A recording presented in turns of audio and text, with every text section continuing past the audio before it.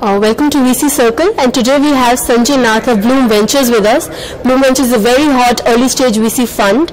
Let's talk to Sanjay. Hi Sanjay, thanks for joining us. Hi, so we've been seeing that there's a lot more interest in early stage funding these days, and also LPs are also a lot more interested. So what are your views on that? Why is that happening? Well, I think India is going through a sea change. We saw the conference sessions in the morning. I think for a long time there's been a lot of late stage funding, and there weren't companies or entrepreneurs going out and taking the risk in starting early stage companies. I think the ecosystem also wasn't there. So I think multiple things have happened. One is there are several more early stage funds, including ourselves, including Blume Ventures. There are a couple of others. There are incubators and accelerators. So earlier the funding just wasn't there.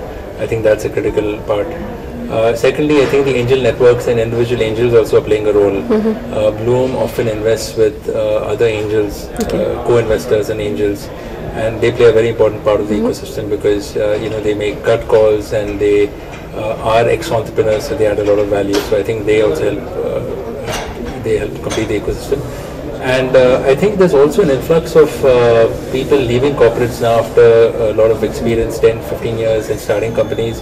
There's an influx of people coming back from Silicon Valley and other parts of the world to target Indian markets, target Indian startups. So I think there's multiple things happening, which is why now LPs into funds and outside also interested in looking at venture and early stage venture. So is it easier to raise a fund in an early stage rather than directly going for a Series B or Series C, like a company who is self-funded and is doing well and directly wants to go for a larger round of funding? So what is a better scenario and easier to do?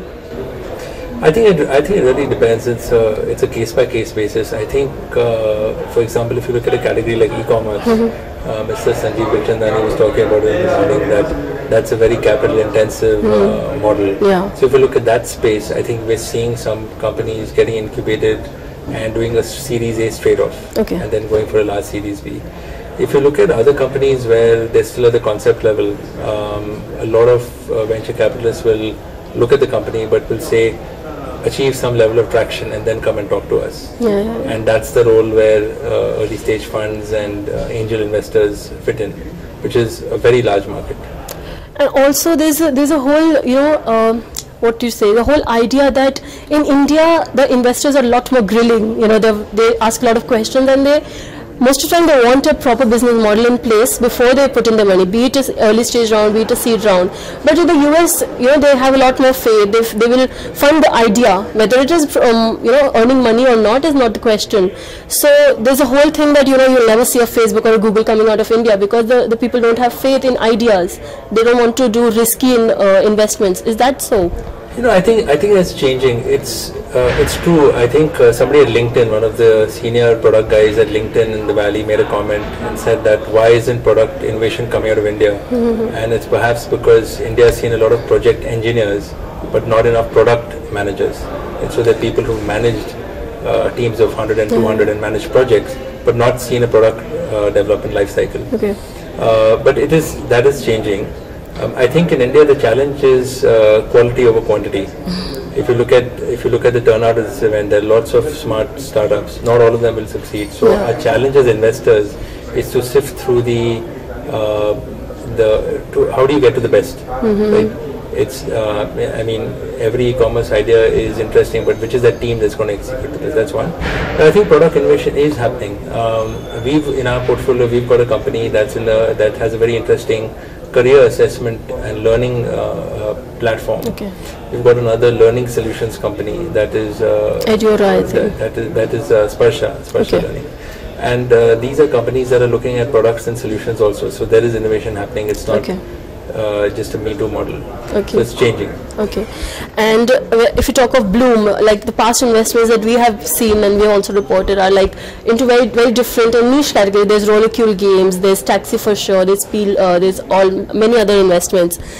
But I've not seen any e-commerce. Are you purposely staying away from e-commerce? We've actually done an e-commerce company which is not perhaps as publicized, but this is a company in the field of sporting goods. And the team has a very strategic background and domain expertise in that. They were former one of them is a table tennis champion. They have tie-ins with other strategic sports personalities. So it's very tightly focused on the domain. So we won't do a one-size-fits-all in e-commerce. We would look at vertical niches. So we've done one. I think we're looking at the space certainly, but we're looking at another company in the school, sort of back-to-school product space. But we want, I think we'll basically back the team and really look at how scalable the vertical can be, because you might, vertical may be very interesting, but maybe a very small market. So we are looking at the space. And what is your view on exits in India? Not many exits happen and investors are not very happy. Yeah, I think that has been a challenge traditionally. When you ask LPs overseas, I think exits even at the PE level have been a challenge, not just VC. That is happening. You see Nexus Ventures is one venture fund has had a couple of exits. You've seen Make My Trip do an IPO on the hashtag. What is interesting for Blume Ventures is that in some cases in almost all cases we'll be there for the long term. But there are a few cases where we might take strategic exits along the way. You may know that sometimes angels exit when larger PE. So we might get multiple opportunities, and I think the more and more exits that are happening will help reinforce confidence that yes, there is money going in, but there's also money coming out. So is that an advantage of being an early stage fund? Like you can have multiple options to exit. Like in a larger round you can exit. I think it is interesting. It is a differentiator because frankly, if we've added a lot of value and come in very early and been the eyes and ears and of an entrepreneur, and after some point we've actually handed that ball to a large PE investor who comes in at Series C and Series D. He might move from an advisor position to an observer position, and if it makes sense for everybody, we might exit. So I think having the flexibility is the advantage. We may not always exit, but at least we have that option. Yeah, you have it. And what more companies or what more sectors are you looking at now in the future?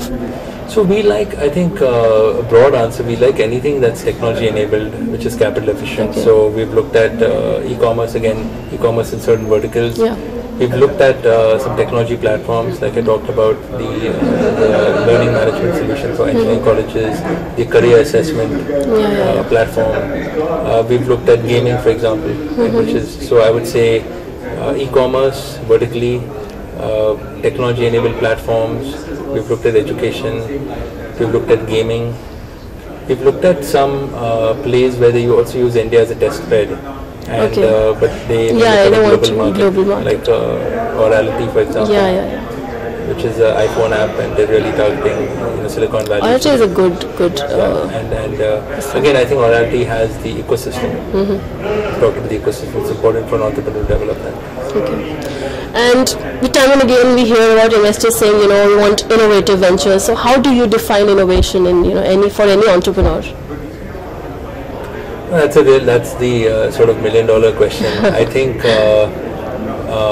one can innovate in a lot of different ways. You can innovate, the technology itself can be the innovation. Sometimes you can have business model innovation or process model innovation. So what we like is somebody who is constantly adapting, and again, it's a broad answer, but when we look at a company, an entrepreneur or team that's constantly adapting to changing markets, to changing customers, and innovating, as business. It doesn't have to be a technology itself. Again, I'm just going back to the example of InMobi that we talked about in the morning. That in a sense they're a mobile ad network, which again is not rocket science, but they innovated very rapidly. Now they've been acquiring companies, acquiring technology. Right? So I think again innovation is a mindset more than a technology per se, right? Because you've got to innovate. In the same model also, you have to keep innovating. It cannot stop after one. So like you're a serial innovator. Right? People talk about being a serial entrepreneur, being a serial innovator. Okay. And lastly, your VC funding and angel funding is a high risk funding and high returns also sometimes, but high risk is first. So how do you mitigate the risks? So that's again a very interesting question. So one of the things we do is that we spend a lot of time with the team, and ideally we like teams of at least 2 founders that have another team under them. That's one. The second is that very often when, it's not always a condition, but very often when we do an investment, we'll see if the investment can be tranched for 2 reasons. One is not, we don't trust the entrepreneur, but second is that if people have the money, sometimes they tend to spend it. So we want the financial discipline to be there. Another way we also do it is we like co-investors, strategic co-investors who could be angels, who could be other, sometimes a small angel fund, because at that stage capital is just one part of what the entrepreneur needs. It's really access, business development, sales, technology partners, and as long as too many cooks don't spoil the broth, we find that having access to a wider ecosystem helps the entrepreneur. So we like the philosophy of co-investing. Okay. All right. Thanks for talking to us. Thanks a lot. Thank you.